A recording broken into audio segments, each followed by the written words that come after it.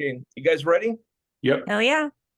I'm here today with Curtis and Aliyah, and they're going to introduce themselves and let you guys know what do they do and how busy they are and all the things that they get involved with, which is a lot, by the way.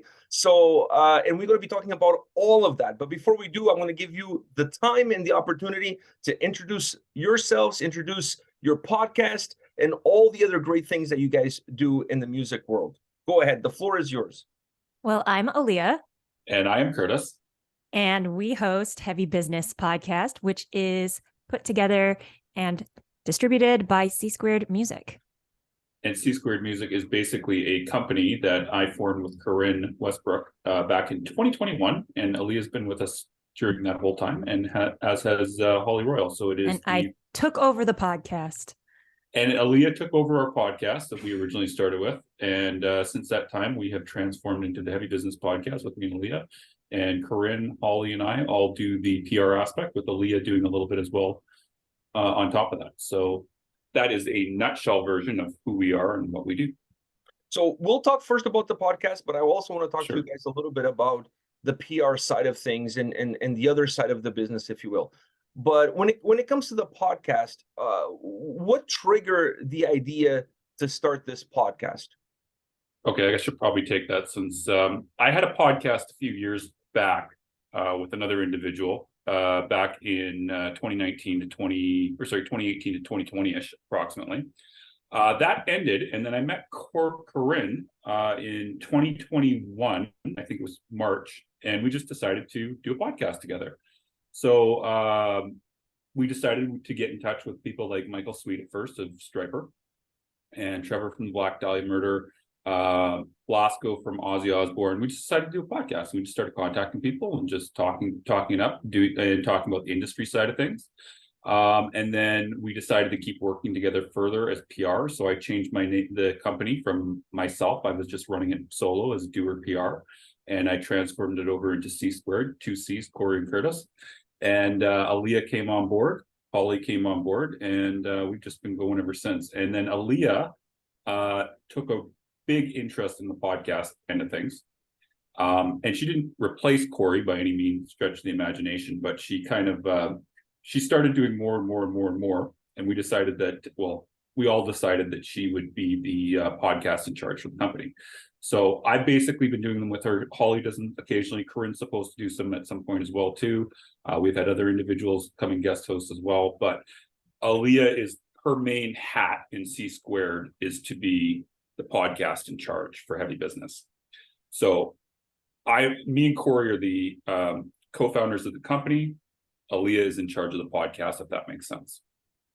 So for anybody out there that is listening to this and maybe thinking of starting a podcast, is it difficult? It's something that needs tutorials? Like, I'm sure if the two of you could figure this out, almost any of us can do it. But I have to ask, is it complicated? Do you need a lot of gear? We and Corey just started with our phones.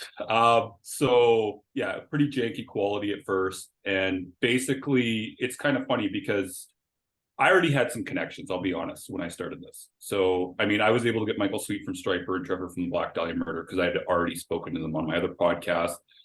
Trevor I'd known for probably 2 years. Michael was due to John Freeman, knowing John Freeman already. So John was very nice and gave me access to Michael right off the bat. And almost anybody else I got that was quote unquote a big name was due to already having the connection. I'll be honest with you on that. When I first started doing podcasting, it was very hard to get connections to do it. Like, you would reach out to people and they'd be like, how many listeners do you have? But if you just start doing it and you keep doing it, and if you're any good at it, you will build up an audience, and then you can build up those connections to get the bigger guests. But it's easy to start, but it's not easy to really get guests, if that makes sense, at first. Like, you've done it with A&P-Reacts, right? Like, it was probably tough at first.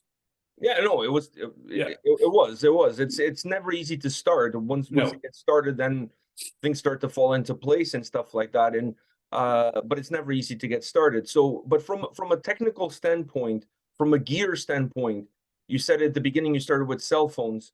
Is that all you use? That was it. I just had a cell phone. Me and the other person that started, we literally just had cell phones. We used Zoom. We hit record. We used the free version of Zoom. We'd get kicked off after I think it was 35, 40 minutes. And it was janky quality. It was super janky. And I mean, even now, I mean, like I'm using Camo as my camera. I have a Yeti microphone, which is like $100, but I mean, like I didn't have any of that in the beginning. And I mean, Aliyah's got her Rode there, but no, it's just the Rode is just this arm. I have an Audio Technica AT 2020. I was trying to make you look better than you were. But anyways, What's wrong with Audio Technica? nothing. I was just Nothing wrong with that. There's nothing. I prefer Rode personally, but there's nothing wrong with that. So as the podcast started to evolve, as Aliyah came into the picture, what did you feel, Aliyah, that you could bring in to the podcast that would take them from the caves of Afghanistan into the modern century that we're currently living in?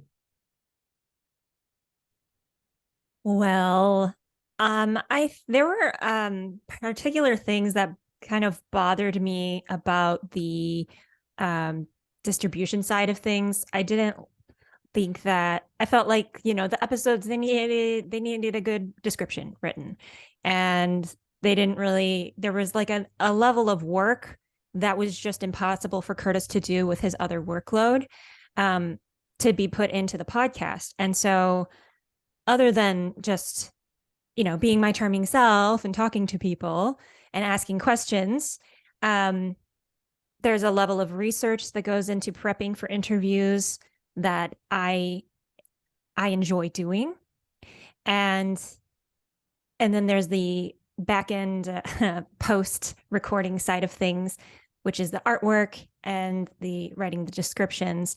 And those two aspects I felt like were things that the podcast could benefit from. And those are what I brought to the table. Are you guys heavy on the how can I put this? Not statistics, but on the numbers behind the podcast? Do you guys check it on a regular basis? Because you were mentioning earlier, it's hard to get guests. Back in the day, people would ask for those kind of informations, those kind of numbers on how the podcast was doing. Do you guys look at those numbers on a regular basis? Do you see what works in terms of what kind of guest gets more views? Is that something that matters to you guys, or you allow yourselves to be a little bit more organic and free in terms of who comes on? I let Aliyah take care of that end of things, and then we'll ask her every once in a while. Like for me, it's always gut instinct, right? Because I get people coming up to me at shows, and I get people talking to me all the time saying, I enjoyed this. I'd like to hear about this. So I go more on the basis of like when people are talking to me type of thing. I go on that type of thing, like the feedback. And then Aliyah will come to our staff meetings with numbers, hard numbers, saying this is what we've got. This is what's working type of a thing. And we'll listen to her, obviously. But like with me, I'm not as much of a numbers guy on that end of things as she is. She's more into the hard data than I am, if that makes sense. Yeah, for me, when it comes to booking a guest, the biggest question is, can they bring something to the conversation that will benefit our listeners? That doesn't have to be someone that has a big name. Naturally, the people who have bigger names are going to get more listens. But to me, the quality of the conversation is what matters the most. So Sometimes let me interrupt you there. So if the quality of the conversation is what matters the most, why have you booked me? And more importantly, why have you booked Jasper? Seriously, I mean, like, these are two people that specifically him, nobody wants to hear from. So can you explain that? Y'all are just good friends of ours, and we love you. So that's also Pedro, since you've come on the podcast, I now have a concert buddy, so there's that. Okay, all right. There's that. Okay, sorry to interrupt you. Go ahead. I normally never interrupt people in there, but I had to. You had to ask. I get it. I had to ask. It was a quandary. We solved it. It was something on the back of my mind. Yeah. But sometimes when we're troubleshooting or brainstorming guests, I will just think of a topic that I think would be good to be covered. So if we want to talk about how to pitch a label, it would be good to have someone from a label there that knows about that. Or if we want to talk about touring, it would be good to have a musician that has been on a tour on their own booked tours and things like that.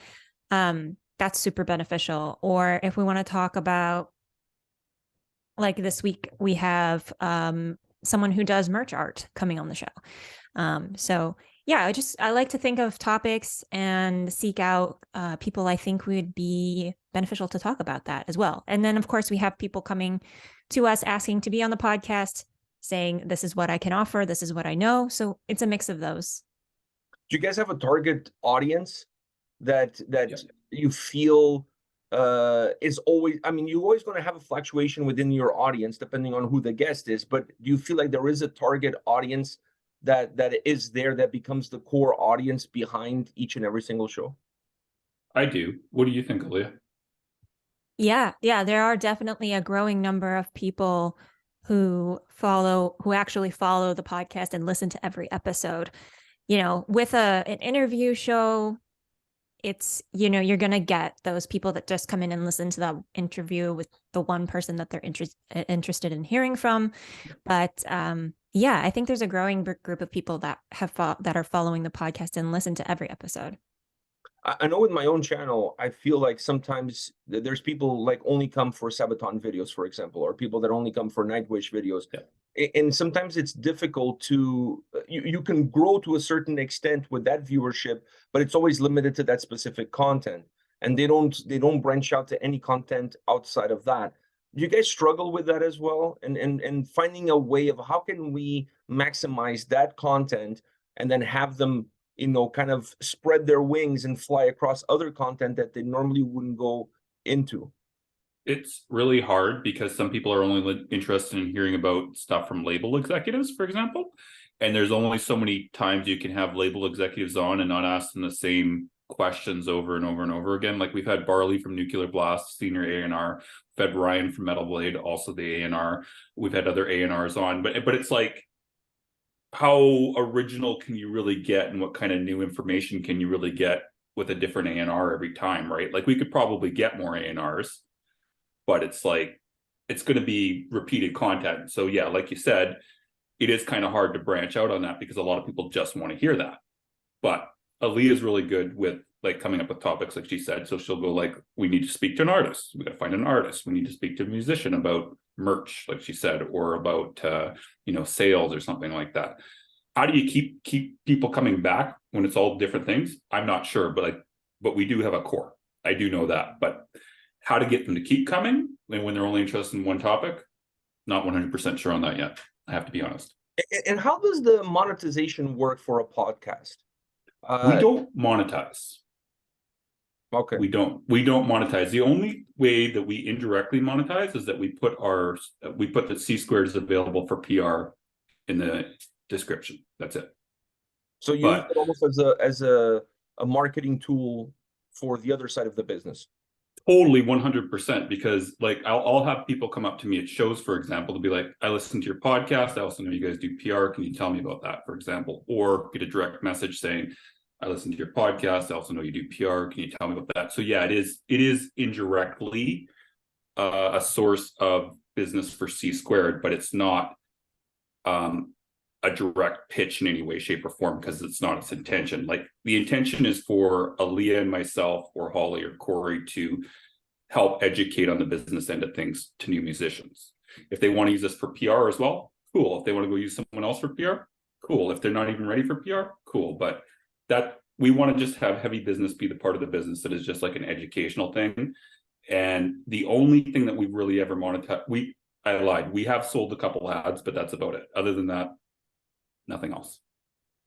Do you guys have it available on all the platforms that people can? I don't know much about podcasting, to be honest with you guys. I think in all my life I listened to a couple of podcasts. I'm not big on the whole podcast thing. I know it's a huge thing, and me personally, I'm more of a visual person, and just to listen to people talk doesn't really appeal to me. So is it available? Like, where is it available? Like, where can people pick up the podcast or listen to the podcast? This is an Aliyah question. The most popular platforms for podcasts are Spotify and Apple Podcasts, and our podcast is available on both of those locations, and others, I think, because it's distributed via Anchor. So basically YouTube. anywhere people listen to podcasts, it's available. And then we upload it to YouTube as well with What is it video. for? Yeah. That was going to be my next question. Do you guys upload it to YouTube? Because I know you guys Yeah. recorded on Zoom, so there's definitely Yeah. a video format. Yeah. We do. It's not really optimized right now, but it is up there. We're basically putting it there because there's a few people, we know that there's a few people that listen to it. Most of our listens come via Spotify. I think our YouTube channel is just pitiful for number of views right now, I'll be honest with you. But there is the odd person that likes to watch it. So we still put it up there. And if we ever decide to start pushing the YouTube channel, then we have all the content there. So no money on this. Used as a side tool in order to promote something else. Sure. So when you're not monetizing something and you continue to do something, you must really love it. I know that because I don't monetize my YouTube channel, and we've been doing it for almost 6 years now. How much of that love do you feel like you get back from the work that you put in? Because doing something for love is great, but if you feel like there's no love being returned, eventually you start to lose a little bit of interest and you start to lose a little bit of spark. Where do you feel the love coming back to you guys from the podcast that you guys do? Go ahead, Aliyah. I'll answer next. I think Curtis gets it more because he's a more known entity in the concert scene, and there's a lot more of our listeners are in Canada, Debatable. I think too. But I don't really get people coming up to me at concerts like Curtis tells me he does. All the time. So I would say I generally get it secondhand from Curtis. He'll tell me, oh, so and so said they really liked this episode and this helped them in such and such way. Every once in a while, I'll get a message as well from people telling me that they really appreciated this episode or that episode, and it really helped them. And that's reward enough for sure. Here and there, just knowing that it's helping people is awesome to hear.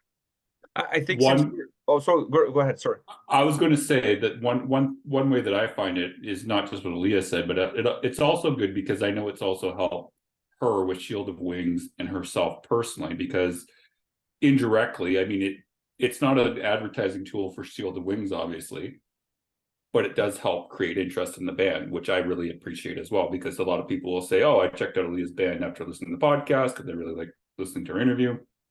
So to me, I think that's really cool because it kind of comes back to her band as well. And it kind of spreads a little bit more of an influence rather than just coming back just to us, but it also helps other people as well, if that makes sense. And since you guys said that you sometimes you reach out to people, sometimes people reach out to you with pitch ideas. I think a great idea for a future episode of your podcast would be to have me and Tyler from Arrival of Autumn on for us to discuss album release dates and all sorts. I'm doing it.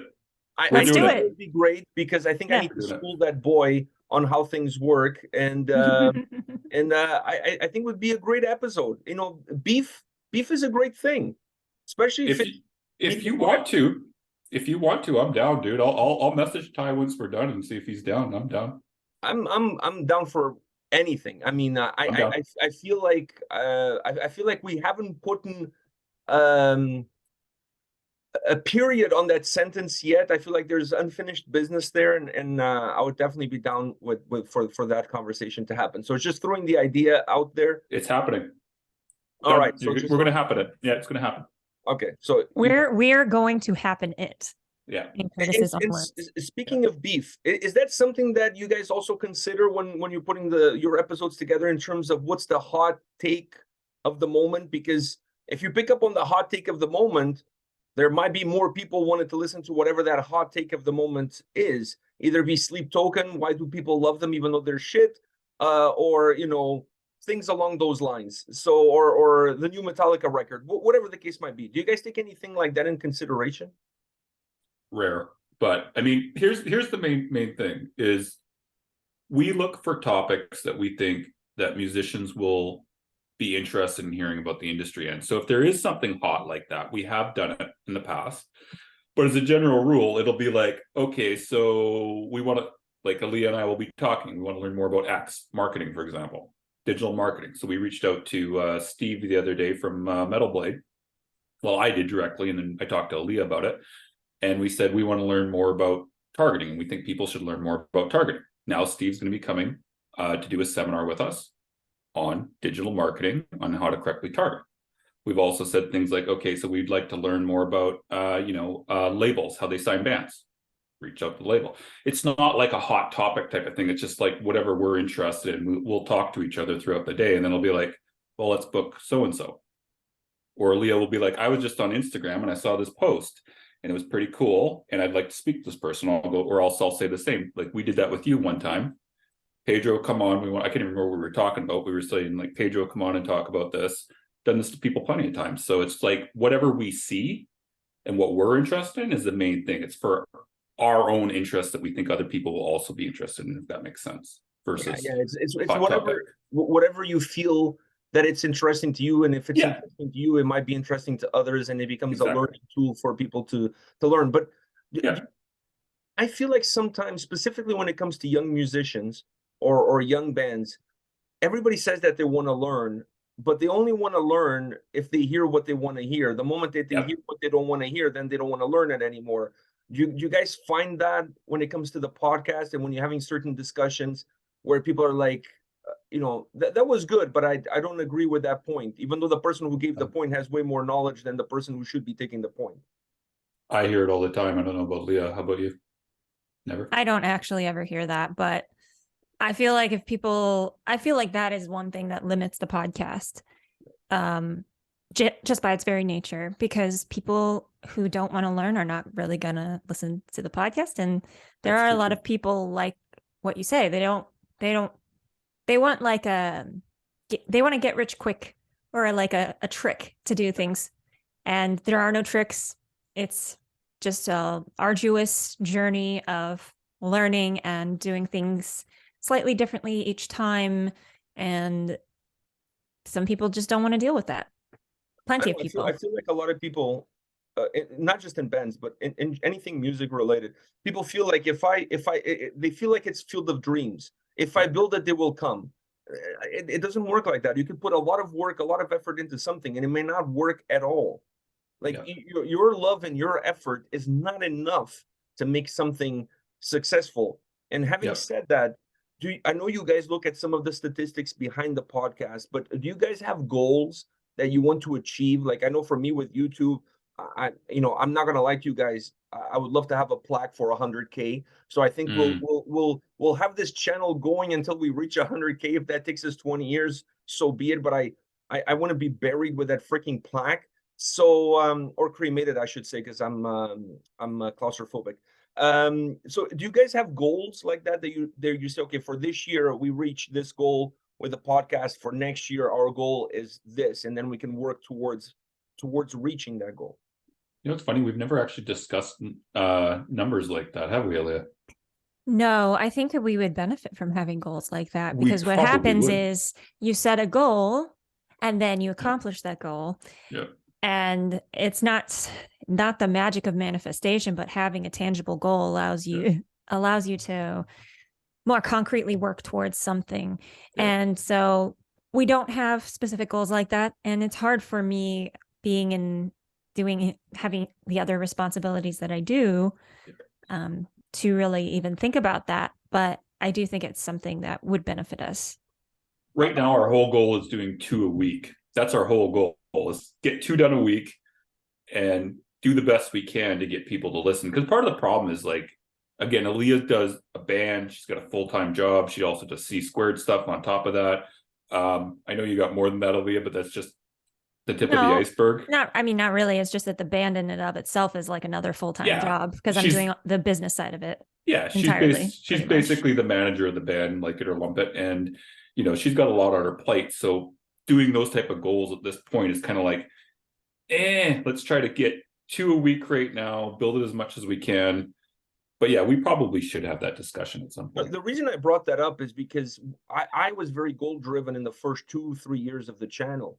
And that's when I saw the biggest growth of the channel. And then after that, I took it more as a hobby, and I saw the growth of the channel decline. I mean, it's still growing, but it's not growing at the same rate that was growing in the first 3 years.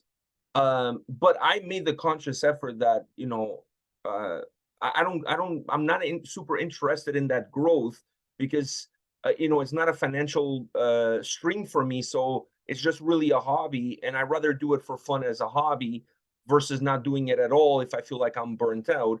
So I made that conscious effort. But from having the goals, I could see the difference between the first 3 years and the last 3 years. So that's why I was asking you guys about that, because I think if you do it organically the way you're doing now, it's fine if that's what meets your needs and if it works.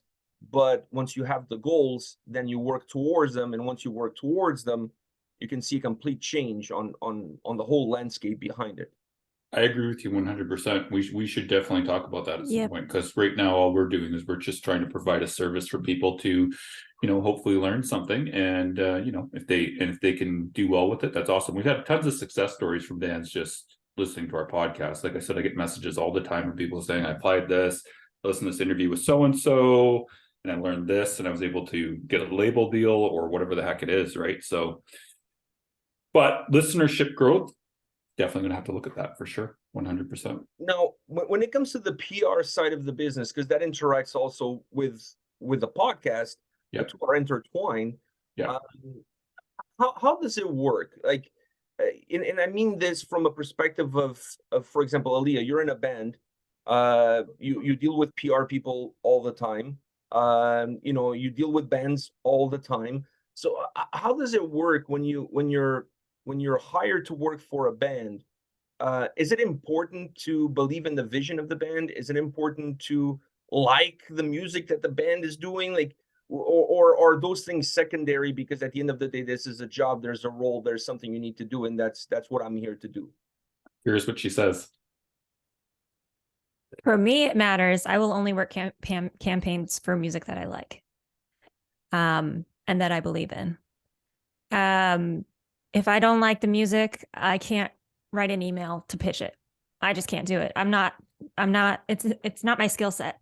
So, but Curtis, why don't you answer for yourself? I am going to answer for myself. I do want to point out, Aliyah's right. We will not, if I've ever asked her to do a campaign, we always make sure she's on board with it first.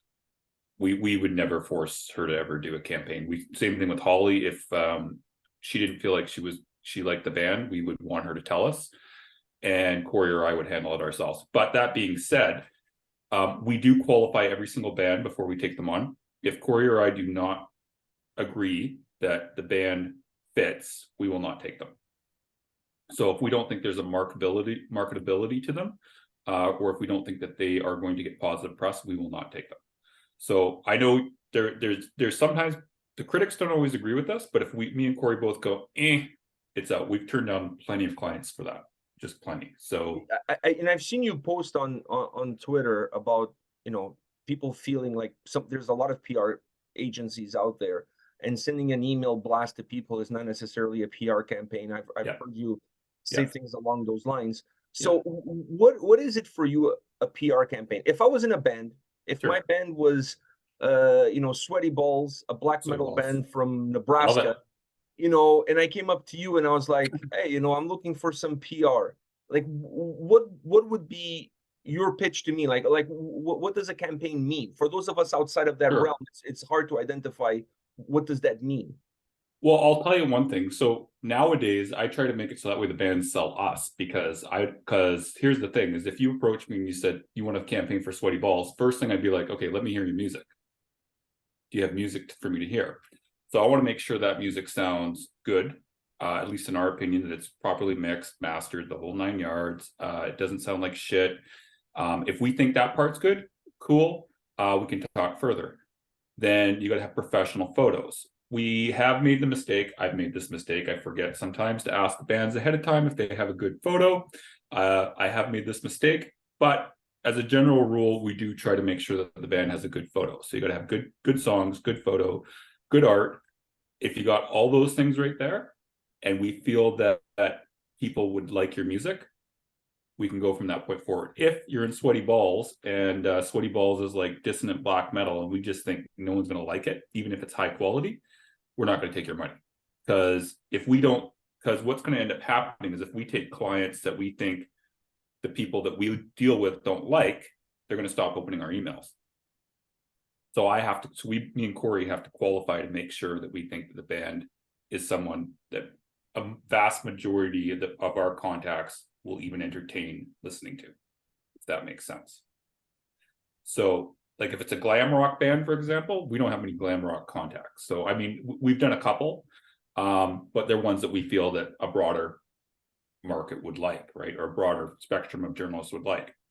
But that being said, we have turned down other glam rock bands because we didn't think that they were right for our contacts. So basically what you would need to do is you have to show us that you are professional enough for our contacts. But a lot of PR companies won't do that. Like a lot of the budget ones, they'll just take whoever comes along. You know, $500, good, sold, 3 months, right? Don't even listen to music, don't check it out at first. They're just like, they got an add to cart on their page. Boom, you want to watch out for that. Because what's going to end up happening is journalists are going to keep opening those emails, realize that they're getting sent shit, and then they're going to start marking those PR emails as spam, and they're going to stop opening the emails. So that's what we need, is we need to make sure that the quality of the client is good enough. So Sweaty Balls is good enough, and we think that Sweaty Balls, the name, is going to pass the spam filter.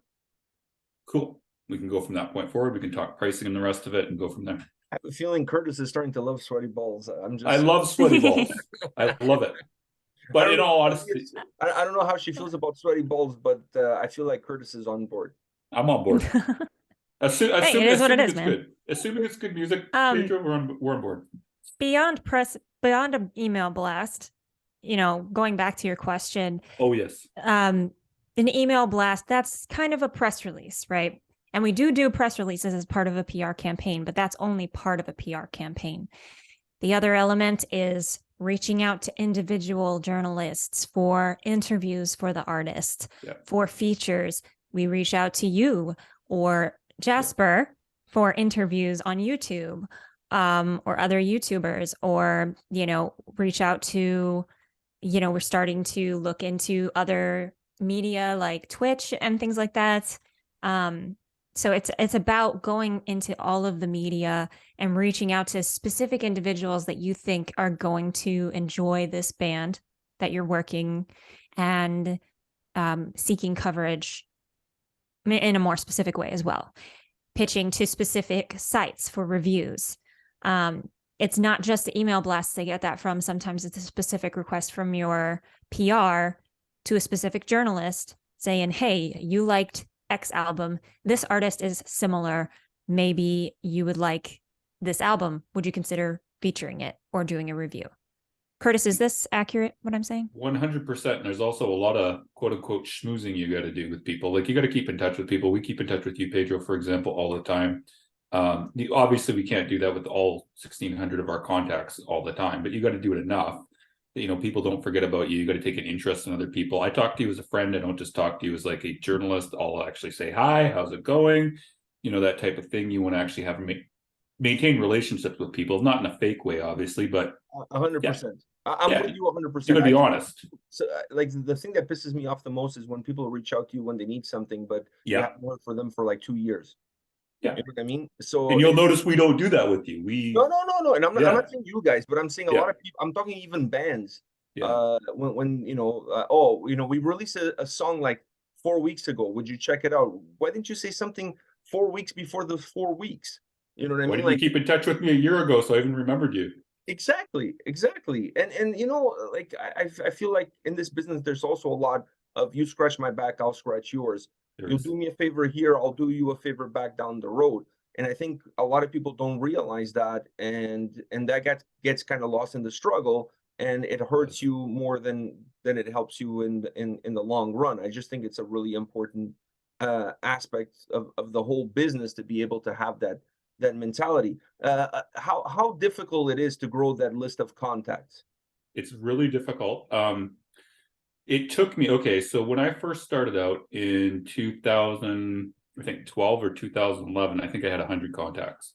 So, you know, you got to do a lot of research, and with the spam laws, you can't just add anybody all the time. Like if it says you can, like if their email is publicly available, in Canada, at least, you can add them to your list. But generally, it's also good manners just to say hello to the person on top of that. Do I do that all the time? No, but just as a general rule, yes. So, it's very hard because like we have, I think 1,700 contacts or something like that, but that took like a good 10 years to build up to. And, even with 1,700 contacts, probably you only get like 30 or 40% of those people regularly opening your emails anyways, as a regular thing, right? And that's common for almost everybody. And clicking through and listening to everything is even lower, right? So it's just the way it is. So to build up the list takes a while, and then to continue to get people to click on the emails takes even longer because nobody cares about Joe Blow Indie Band. They don't. Nobody cares. They want to all listen to Lacuna Coil. They want to check out fucking Mayhem. They want all the big bands, right? So our job, because we do the bulk of our work is with indie bands, is to then cut through the noise and try to get people to listen to, Shield of Wings, for example, over Metallica, right? And that's our job, though. That's my job. Is I'm supposed to get people to listen to Shield of Wings instead of. For me, though. No, maybe not for you, but for Jasper it probably was. But but he has no taste. That's true. But it's a tough job because, like with us, we got to do that. But with some of our bigger clients, like we're working with Lacuna Coil and Voivod now. That's easy. Everybody wants to talk to Voivod. Everybody wants to listen to Voivod. So it's like easy to get people to click. Well, easier to get people to click through, rather than go for Joe Blow Indie Band. So, but now, do you feel like using those bigger names to then squeeze in some of the little names makes things better in the end for the whole ecosystem? Because if you work just with indie bands, then it's really swimming upstream most of the time, if not all the time. So do you feel like the bigger bands that come along, the better you can help the smaller bands that are part of the roster? Hard to say, because for the bulk of our time, I tried to focus just on the indie bands because I like dealing with indie bands. I just do, because of the fact it's a tough job, but you get some gratification. Like if you get a small band into Decibel, or you get a small band into like Metal Injection, it's cool. It's really, really cool. But it's hard to say because, yeah, it's good for the ecosystem. It's good for our name. Is it good for the smaller band necessarily? Might be, because then the journalist might think if they cover the smaller band, they might get access to the bigger band. Have I used that yet? No, I haven't used that yet. But is there a possibility that could happen? Sure. But so far, haven't had to use that yet.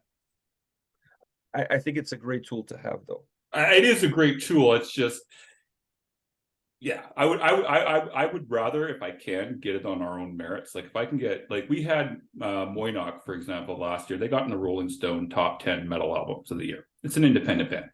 That was fucking cool. No label. They got in the Rolling Stone top 10 of the metal bands or metal releases of the year. To me, that was a bigger win than, like, for example, if we had Metallica. If you can get Blood of Indigo in the top 50 of Rolling Stone next year, I'll freaking buy you a car. Blood of Indigo is not Moynok. I want to point that out. I do like Blood of Indigo, though. Alex, if you're listening, I'm sorry. Now, if you can get them on Jasper's top 50 albums of the year, that is not worth shit all, because it's pretty much every single album that he heard for the year. So that doesn't count. But if you can get it on the Rolling Stone list, now that's something. Now that is something to talk about. They only had 10, I think. So I don't think we're going to get that. Okay. Too bad. Yeah. Sorry. Aliyah, you're far away from us. Not that Curtis is close to me, but he's closer to me than you are.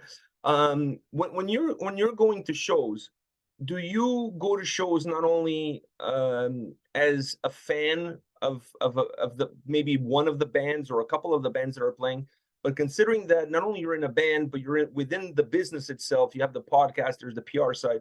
When you go to a show, do you go with a little bit of a critical eye, looking for a possible client, maybe somebody that you would like to have on the podcast?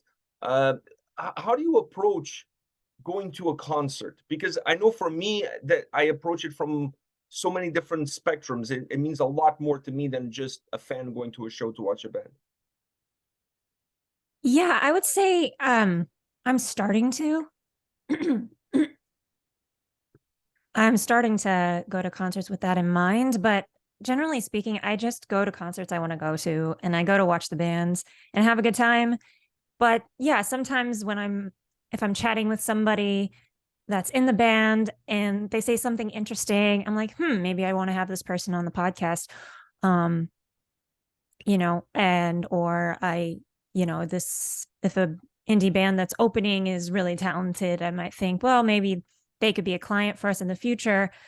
But it's taken some time. I'm not a salesperson, so I don't really think like that by nature. Yeah, I've been doing the podcast now for how long, Curtis? Close to almost 2 years, dude.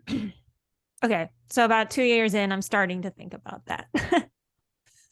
I think you need to look more in from that point of view, because it will give you a different critical eye, and I think will give you an opportunity to talk about the goals that we were talking before in terms of setting up the goals.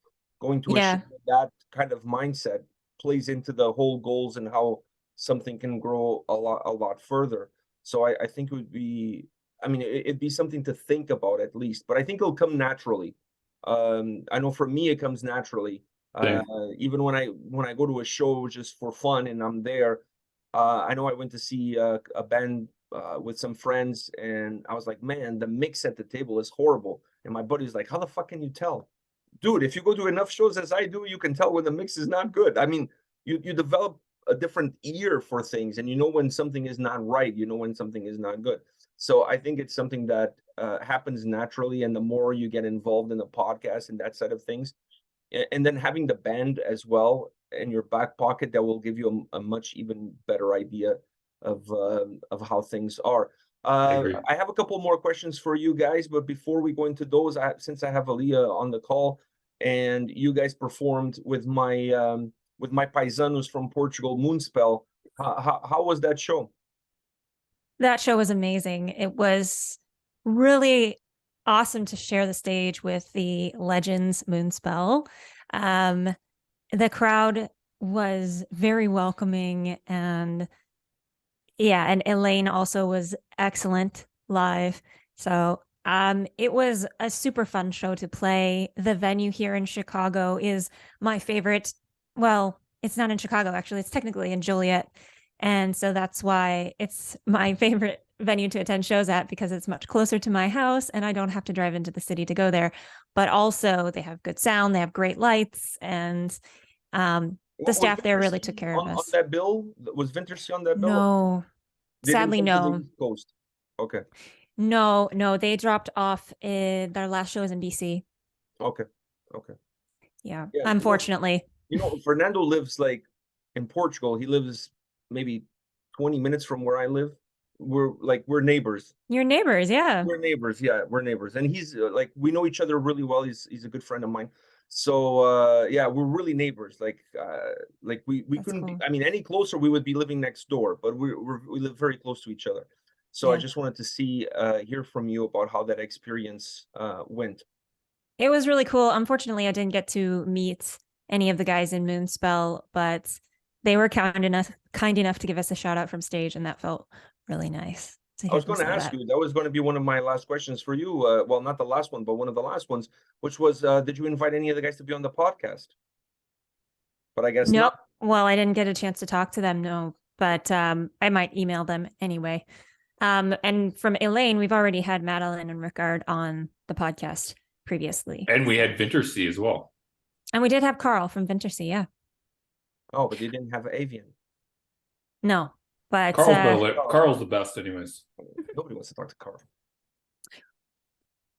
Okay, you want to talk to Carl. I wanted to talk to Carl because he's the video expert. I wanted to talk about music videos. You know what? One thing those guys do really well is the music videos. I'll give you that. I could watch their music videos until the cows come home, and then analyze them in a horrible way that has nothing to do with the music video whatsoever. But that's my shtick, and I have fun doing it. Yeah, I give them credit. They do incredible videos. I think most of them are about the patriarchy, but what do I know? But I have fun watching their videos. I love that band. In case you guys don't know, they're from Vancouver. They're Canadian, regardless of what people say about them being from Portland, Oregon, or whatever. I was going to say, what are you talking about? But okay. No, they're Canadian. We took them over. I announced that on one of the last videos I did of one of their songs that we missed that. We brought them over. They're too good to be American. No offense. I agree with that. They're too kind. They're too Canadian. You know what I mean? They're too Canadian. So we have to bring them over. The last question that I have for you guys, about the podcast, or about the business in general, starting with the podcast. Did you guys ever had a guest on the show, or a topic that kind of backfired and it didn't go as well as you guys were hoping that would go, and maybe it didn't make the air, or it made the air but very reluctantly made the air? Did you guys ever have that situation? I don't think that happened with me and Aliyah, but it did happen with me and Corinne back in the beginning. I legitimately have forgotten the band's name, legitimately, but it was probably one of the worst interviews ever. The PR hit us up. I'm not even going to say who it was, but it was terrible. And they told us that this band would talk to us about the business end of things. And the guy got on, he knew nothing about the business end of things. We're like, well, how did you get signed to this big label? He's like, we're buddies with them. There was like nothing of use. It was like, basically, we got signed just because we're buds with the A&R guy. We know other people on the label. Basically, we've been in bigger bands before. There was like nothing that we could use. And the guy was just really, really, really bad at answering questions about the business end. So of course I lost the interview. It was deleted. So, and I'm not going to say who it was. And on the PR side of things, have you guys ever done a campaign for a band and the band felt like you guys didn't meet the expectations? And how do you handle that situation? Because it's a difficult thing to navigate. It is. It has happened a couple times, and I don't try to think how much information I want to give here, but there was a client that we had that they were self-releasing. I don't want to say what genre they are because I don't want to be really giving too many specifics on things. But put it this way, we got them a lot of major coverage, like quite a bit. And I was actually surprised, and I personally felt that this campaign went really well because the band self-released. I think it was even digital only, if I'm not mistaken. Don't quote me on that. But the campaign went really well. They got Decibel, they got Metal Injection. I believe they got Metal Sucks. It was like all the biggies they got, right? Like usually the touchstones that anybody wants, that's what we got them. So I sent them their campaign report at the end of the campaign.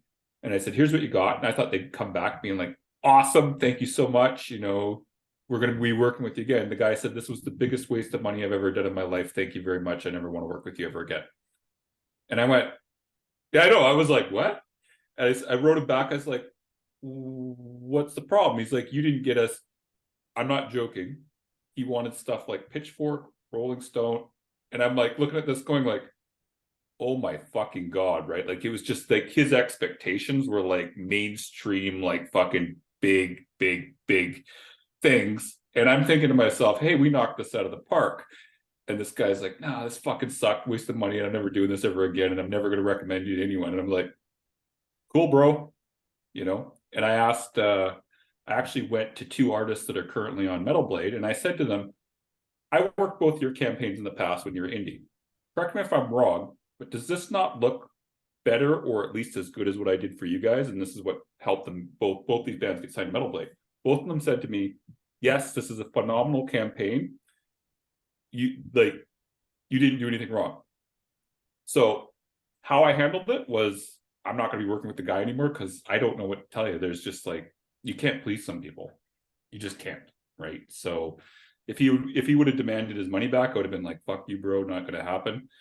But that's like happened to me once. Other than that, like if someone's disappointed that they didn't get a certain placement, I always tell people right at the beginning, we cannot guarantee where you get placed. Like, and if a band comes to me, they're brand new and they say, we want Kerrang, we want Metal Hammer, we want Decibel, this is their debut EP, I'm going to tell them we can try for you, but that's not usually how it works. Usually you got to kind of earn up your placements, right? Do we have the contacts there? Sure. Can we try to pitch you there? Sure. Do I know you're going to get it? No, I don't know. We've all said people come to us saying that they want you specifically, for example, and you usually will just do reaction videos and reviews. So your priority for reviews are going to be the major label ones, right? So I will tell bands, like if they come to me and want Pedro, we can try Pedro, but if this is your debut and you got no videos, the likelihood of him saying yes to that is probably going to be like this. We can try. We can ask him. Yes, he's been on our podcast. That doesn't mean shit, though. He's going to turn me down if he doesn't want to do it. But the key is being honest with people with their expectations right off the bat, right? And by the way, the band that sent you that email saying that they don't want to do business with you ever again, the name of the band, is it Shield of Wings? Yes, it was Shield of Wigs. Definitely Shield of Wigs. Definitely. I knew it. I knew it. And then for you to appease them, you brought Aliyah on the podcast. See how everything comes around full circle? It is. I do want to say something though, Pedro. I do got to give props to Aliyah, because Aliyah has been phenomenal on the podcast. And since she's turned into the in charge on everything, she's actually brought the professionalism up, because she has the time to research things. She has the time to do all the captions. She does the editing and stuff like this. All stuff me and Corey had absolutely no time to do. So sorry to toot your horn, Aliyah, but having you take over that role for us has been extremely helpful. And I think it's actually made the podcast better as a result, just being able to have someone there that's dedicated to it. So I had to toot her horn. Sorry, Pedro. No problem. She obviously does a better job than me, who didn't prepare any single question for this interview, and somehow we've been talking for an hour. But you know us. You know us. You did great. Yeah. So, kudos to me. Yeah, kudos to you. That can pull this off without preparing a single question. So there you go. There you go. Years of friendship were the preparation. Yes. Yeah, I honestly, I appreciate the work that Aliyah puts in, because when I'm doing interviews from bands on album releases or otherwise, specifically on Zoom, I do a lot of prep for that interview to ask questions that I feel like are interesting to me, but interesting to those watching, but also that other people not necessarily have asked before. So I can appreciate her work. It's not easy. I put a lot of effort into it. Having said that, I don't do that when I do an interview in person. I do zero prep whatsoever. Because Interesting. Yes, because in person I feel that it's going to be more about a chat and it being in the moment. So I'll ask one question based on that answer that will trigger another question, then based on that answer that will trigger another one, and so forth and so forth. It allows the conversation to be more natural, more fluid, more friendly, more of a chat, less of an interview. It's easier to do in person, very difficult to do it on Zoom. So on Zoom, preparing is key. In person, for me, ad-libbing is key. So, well, when you say that, though, you're familiar with the music, right? Yeah, obviously. That they're coming out with. Yeah, that counts as research. Yeah, I guess, but in preparation. But there's only so much you can ask about the music, right? Like, or yeah, or whatever. So I interviewed Mikkel Steen from the Halo Effect a couple of weeks ago. I had 0 questions written. I just show up there with my camera gear or sit down. All right, let's go. Boom. Yeah. I just feel like when you're doing it in person, you can be a lot more organic, because it becomes a chat between two people who can see each other face to face. There's a personal connection. When you're doing on Zoom, especially when you're doing on Zoom, as you guys know, they have a schedule. On that day, they've probably done 20 interviews. So it's hard to get that connection going. So you really need to prep your questions. At least I don't advise other people to do it. It works for me. But it's something that I definitely appreciate the efforts that Aliyah puts in, because I know it's not an easy job. A lot of work goes into those interviews and into those podcasts. Thank you. On that note, guys, thank you for taking the time today to join me for this chat. It was great having you guys. You guys have had me on your side. Now it's my turn to have you on mine. So thank you very much. And thank you, Pedro. And I want it's been to a pleasure for dragging this, because you guys are watching this now, but we've been in conversations. Our people have been talking to your people for, like, I don't know, the better part of 3 months now to get this going, just to agree on a freaking date, because we're all very busy. So I want to apologize for taking so long to do this. But you know what they say, good things come to those that wait.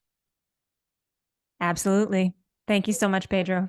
Thank you for being on the channel. I'm going to put all the lists, all the contacts in the description of the video, so people can go check out the podcast. People can contact you guys. Everything is going to be in the description of this video. And once again, thank you very much. Go check out their podcast, and I'll see you guys around. Take care.